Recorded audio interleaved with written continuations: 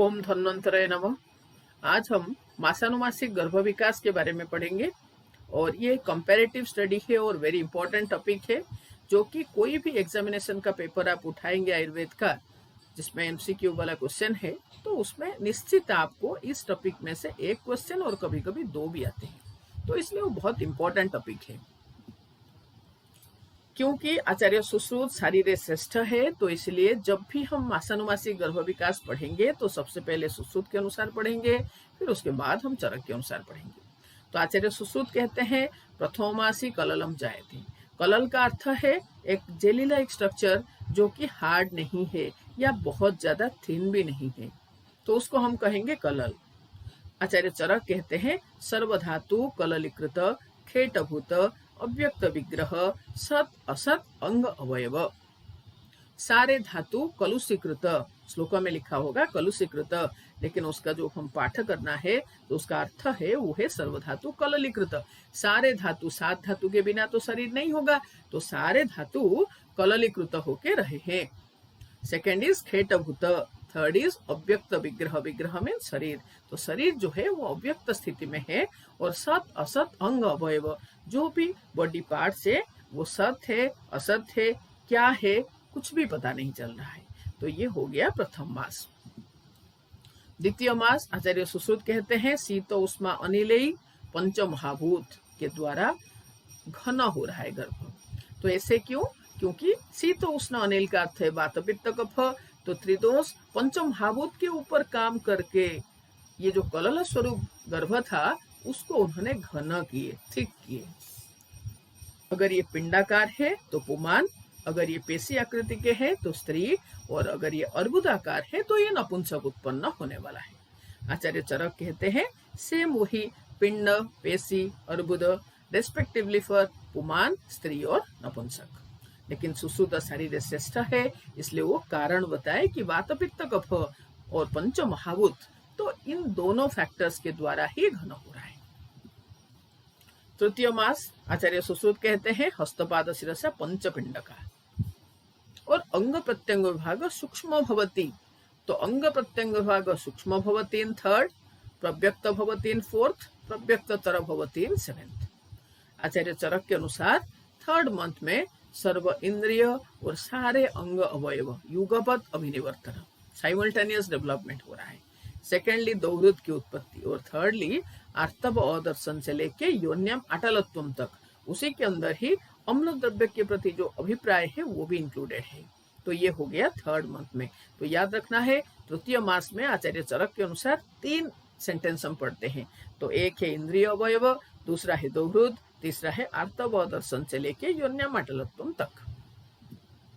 चतुर्थ मास में आचार्य सुश्रुत के अनुसार 4 विकास हो रहा है। नंबर 1 इज अंग प्रत्यंग विभाग प्रव्यक्त भवति, नंबर 2 इज चेतना धातु अभिव्यक्ति भवति, नंबर 3 इज अभिप्रायम इंद्रियार्थेषु करोति, और नंबर 4 इज दौहृद। आचार्य चरक कहते हैं गर्भ स्थिर हो रहा है, गर्भिणी गुरुगात्र युक्त हो रहा है। तो गर्भ स्थिरत्व मापद्यते, और यही कारण है गर्भिणी में गुरुगात्रत्व अधिकम विशेषेण, गुरुगात्रत्व गर्भिणी में शुरू हो रहा है थर्ड मंथ में, लेकिन रिमार्केबल वेट गेन हो रहा है गर्भिणी में फोर्थ मंथ में।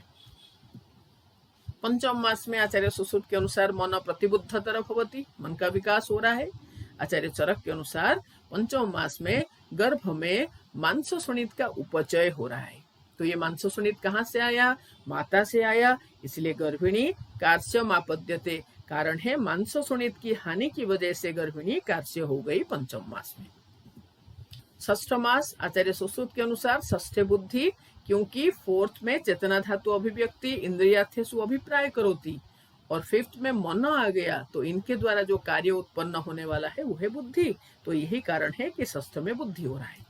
और आचार्य चरक के अनुसार गर्भ में बलवर्ण की उपचय हो रहा है, क्योंकि पंचम मास में सुनित और मांस का उपचय हुआ था, उसके प्रभाव से ही सिक्स्थ में बलवर्ण उपचय हो रहा है। गर्भिणी में पंचम मास में मांस और सुनित का हानि हुआ था, जिसके प्रभाव से षष्ठ में गर्भिणी में बलवर्ण हानि हो रहा है।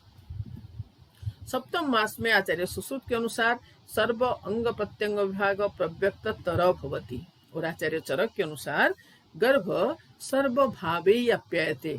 तो क्या है भाव ना, स्थल भाव। जो गर्भ जो षड भाव है उससे युक्त हो रहा है गर्भ 7th मंथ में। और गर्भिणी क्लांततमा भवति।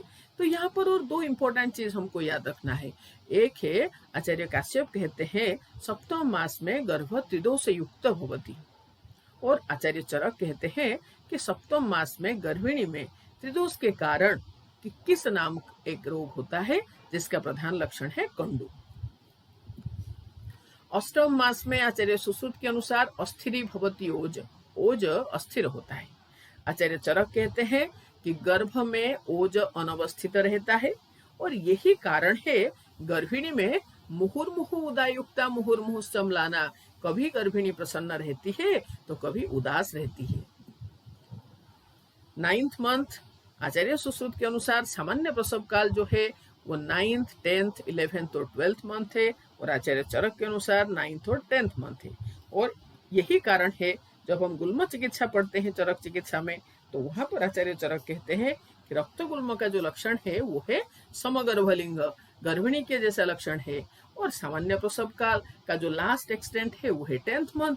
इसीलिए चरक वहां पर कहते हैं रक्तगुल्म की चिकित्सा के संदर्भ में कि मास से व्यतीते दशमे चिकित्सा, 10th मंथ को व्यतीत होने दो, उसके बाद इसका चिकित्सा शुरू करो। अब हम देखेंगे अष्टांग हृदयकार के अनुसार मासानुमासी गर्भ विकास के बारे में क्या अलग है, क्या विशेष है। तो प्रथम मास में अव्यक्त प्रथम मासी सप्ताहात कललो भवेत, 1 सप्ताह तक ये कलल स्वरूप होकर रहेगा, और प्रथम मास के एंड तक ये अव्यक्त हो जाएगा। तृतीय मास में कहते हैं ज्ञानम च सुख दुख हो, सुख दुख का ज्ञान करना शुरू करेगा ये 3rd मंथ में। पंचम मास में अष्टांग हृदयकार कहते हैं चैतन्य, और षष्ठ में शिरा स्नायु रोम बल वर्ण नख त्वचा इनकी अभिव्यक्ति होता है षष्ठ में।